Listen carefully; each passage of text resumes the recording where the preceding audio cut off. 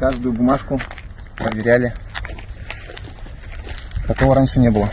Я побывал на встрече с легендарным супермарафонцем Маратом Жиланбаевым, который сообщил мне, что с 14 июля он находится на бессрочной голодовке из-за того, что на него продолжает оказываться давление.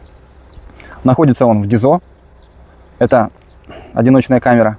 После встречи с Маратом мне удалось зайти к исполняющему обязанности начальника учреждения Салимову для того, чтобы переговорить о том, что Марат просит выписать от него доверенность на правозащитницу Бахыджан Туригожину.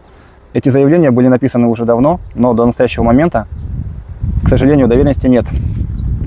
Меня заверили в том, что доверенность будет выписана в ближайшее время.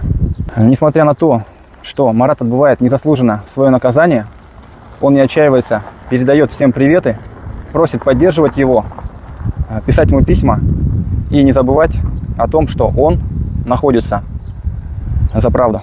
На встрече сегодня Марат упомянул следующую информацию важную. После нашей последней публикации по поводу покушения на него к нему приезжали с Управления собственной безопасности для того, чтобы узнать, правда это покушение готовилось, либо нет. Марат сообщил следующее, что все фамилии свидетелей, которые должны были подтвердить, они были у адвоката, то есть у меня. И о них, об этих людях, органы узнают только в том случае, если с ним что-то произойдет. Но, к счастью, на сегодняшний момент с Маратом все в порядке. Ваша активная поддержка и шумиха в соцсетях помогли предотвратить опасные последствия.